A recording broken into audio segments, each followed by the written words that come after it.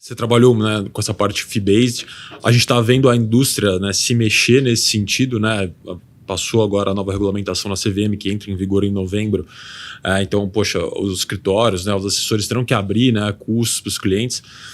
Como você está enxergando esse movimento? E acho que como o ETF pode ser um alicerce, porque acho que nesse sentido ele pode ajudar, né? Ele é um produto justo, né, Fera? Totalmente, né? Eu acho assim, de novo, eu acho que é uma evolução natural do mercado brasileiro. Se a gente olhar o mercado americano, se eu não me engano, talvez foi nos anos 80 que começou essa transformação mais para fee-based lá. Hoje, o último dado que eu tinha visto do ano passado, de cada 10 contas abertas nos Estados Unidos americanos, 9 eram fee-based. Então, assim, é esmagador. O cliente não aceita mais a comissão, porque... e aí não é culpa do assessor nem nada, é o modelo que a gente tem ainda, que é um modelo mais atrasado quando você compara com o modelo europeu, quando você compara com o modelo americano, que é um modelo de comissionamento. Que acho que no europeu, desculpe te interromper, mas no europeu acho que nem é permitido mais, né? No Reino Unido. O Reino Unido é proibido. O Reino Unido tudo tem que ser fee-based, né? Então, assim, eu sou um defensor disso aí porque é muito mais benéfico para o assessor, como também para o investidor, né? Por quê? Porque, às vezes, o assessor, e óbvio que não é todo mundo que faz isso, na verdade é a minoria, ele está sendo incentivado pelo produto que remunera mais. Sim. Quando você vai para o modelo de consultoria, é uma taxa fixa. Então, automaticamente, ele vai buscar sempre a qualidade da alocação, ele vai buscar o melhor produto. Então, assim, por que o ETF ele casa muito bem? Porque é um produto extremamente eficiente, alta liquidez, transparência, e o custo acaba sendo muito mais atrativo, né? E se você pegar a evolução da indústria de ETF nos Estados Unidos, ela é diretamente ligada à evolução do modelo de fee-based, porque o alocador ele fala, eu vou tentar minimizar o custo dos ativos do meu cliente e maximizar o retorno, que aí vai sobrar, obviamente, mais dinheiro para ele, porque ele está ganhando sobre aquela taxa de consultoria ou de gestão que está sendo cobrada. Então, realmente é um modelo eficiente. A gente, assim, é legal a gente ver cada vez mais escritório discutindo esse tema, a gente vê cada vez mais escritório, eu vou começar a implementar aqui aos poucos, né? Porque o investidor precisa entender isso também, mas a gente também vê isso como uma evolução natural aí do mercado. Eu sou um pouco tendencioso nesse sentido, não só porque eu sou analista de ETF aqui, mas eu acho que realmente é um baita produto, eu vejo ele muito como futuro, assim, e em questão de rentabilidade mesmo, né? O S&P, ele solta algumas pesquisas, eu até falei isso aqui numa conversa que a gente teve com o Cauê da Investo. No longo prazo, eu acho que era 98% o número dos fundos de gestão ativa ao longo prazo em 10 anos. 98% dos fundos não batiam o benchmark que eles se propunham a bater. Então, é uma estrutura... lógico que a gente tem que buscar esses 2% aí, mas no final do dia é uma estrutura... Você abre mão de ser, nas palavras que o Cauê falou aqui, você abre a mão de ser tentar ser o melhor e ter a certeza que vai estar entre os 10 melhores, né?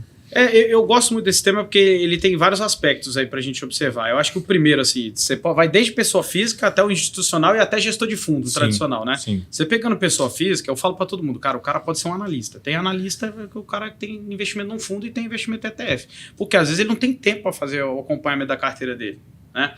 Vou citar um exemplo aqui. Por exemplo, a gente no nosso fundo o Liquid Venture Capital, o Pascal, a gente adora biotecnologia, só que não tem um analista dentro da empresa que saca pra caramba de biotech. Que eu vou, eu compro um ETF de biotecnologia, pronto. Eu não quero me expor e errar numa ação individual. Se acertar a tese, errar o nome, ter exposição ao tema. Então, assim, o ETF, ele é super democrático pra pessoa física, cara. O mercado brasileiro está crescendo, mas, cara, se você pegar o mercado americano, o cara compra ETF do que ele quiser. Você tem de todas as opções imagináveis. Tá? Eu quero exposição nesse setor, eu quero aquele, eu quero isso, eu quero shorteado, tem ETF invertido, tem ETF alavancado. É um absurdo que tem lá. Então você tem isso. Para o institucional é legal também, que é uma discussão, por exemplo, do nosso. O cara fala, o nosso, né? Compra as 500 melhores empresas dos Estados Unidos, paga em média 1% ao mês, nós estamos indo para o terceiro mês pagando cravadinho 1% ao mês, e em dólar. Né? Legal, isso é um produto bom para a pessoa física. E para o institucional? É muito bom também, porque muitas vezes o institucional ele quer comprar o S&P, mas eu quero estar redeado, não estou 100% confiante aqui no mercado, o mercado está um pouco precificado acima, então eu quero fazer o hedge. É muito mais eficiente ele ter o nosso produto que já faz tudo para ele a uma taxa baixa de 0,83 do que ele tentar fazer isso individualmente, então funciona bem. Então e a mesma coisa para outros tipos de produtos. Você tem ETF que vai servir para pessoa física e vai servir para o institucional. E para fundos a mesma coisa, né? Por incrível que pareça, cara, assim, gestores amigos, o cara fala, mas ETF faz sentido ter num fundo total. Então, assim, para o gestor de fundo, o ETF não vai matar os fundos. Eu não acredito nisso. Sim. Ele complementa. Exato. Né? Facilita a alocação, né? Facilita a alocação, inclusive, de gestor de fundo. Sim. Né? Não, Gestor de fundo. eu vejo carteira de fundo aí, pô, eu vejo muito gestor que tem, por exemplo, BOVA 11 na carteira, com uma ideia aí de aumentar o beta. Poxa, no final do dia, não sei quanto tá nesse momento o BOVA 11, mas pô, com R$100 você consegue alocar em todas as bolsas do Brasil, todas as empresas do Brasil. E legal também, muitas vezes é pessoa ou institucional, um fundo, às vezes o cara quer ter uma posição num setor específico, no ETF, ele fica posicionado ali, ele pode usar inclusive como garantia para outras operações. Sim. Isso é bem legal também. Sim. Então faz sentido pra caramba nesse tipo de alocação.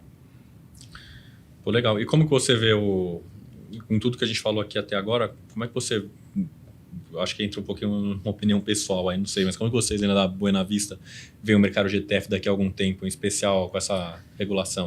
Cara, assim, a gente tá tão otimista, né? Isso é um pouco lá do empreendedor, né? De VC, quando você tem a cabeça de VC, você vai muito nisso. Quando eu vejo, tava no evento do UBS, assim, você vê gente falando de ETF, mas não tinha um painel específico de ETF. Eu gosto quando o mercado tá assim, ninguém tá falando, né? Porque a gente está vendo, cara, é aqui que a gente quer estar. Eu acho que vai ter uma explosão muito grande, eu estou falando isso positivamente, né? Uma explosão de crescimento de ETFs, de gestoras vindo para cá, porque é uma tendência. Está começando a discutir de fee-based e também a gente começa a ver a evolução desses produtos. Se a gente fizer um paralelo, né, dinossauro aqui do mercado, cara, você pega os fundos imobiliários em 2012, especificamente, cara, você contava nos dedos para vender, lembra? Você ia falar com um investidor, cara, que dia vai esse negócio de fundo imobiliário? Hoje é um por dia, pelo menos, aí que tá sendo lançado. Mesma coisa quando você tinha debêntures para pessoa física. Ninguém comprava o de varejo. O cara não sabia nem o que era.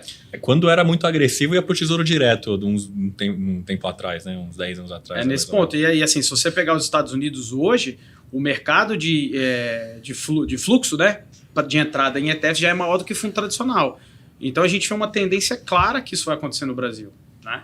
Claro, leva tempo, pessoal conhecer, né, fazendo um trabalho aí que vocês estão fazendo, divulgando pessoal, fazendo análise, material. Se a gente pegar, cara, quantos materiais a gente vê hoje sendo divulgados de ETF especificamente no Brasil, né? Então, assim, tem muito pouco, mas a gente vê, cara, com ótimos olhos mesmo. Tanto que a estratégia nossa dentro da Buena Vista para frente agora é investir pesado em ETFs e lançar outros produtos daqui para frente também. O que vocês têm em mente aí de produto novo de ETF? Pode dar esse spoiler? Pode dar spoiler de primeiro aí para vocês. A gente já está com um produto, amanhã está sendo lançado lá nos Estados Unidos, eu estou indo inclusive para Nova York semana que vem, que é o QQQI. Né? Você tem o QQQ, Sim. que é o famosíssimo da PowerShares, Sim. E aí o nosso vai ser o QQQI, que é ele pagando income mensal. Então é o mesmo produto do SPY 11, só que voltado para a Nasdaq.